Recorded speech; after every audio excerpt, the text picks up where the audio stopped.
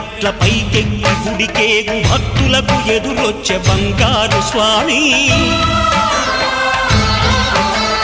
ఇరుముడులు స్పృశించి శుభమనుచు దీవించి జన బృందముల చేరే జగమేలు స్వామి. తన భక్తులనరిల్చు తప్పులకు తడబడి ఒక పక్క ఒరిగెన ఓంకారమూర్తి.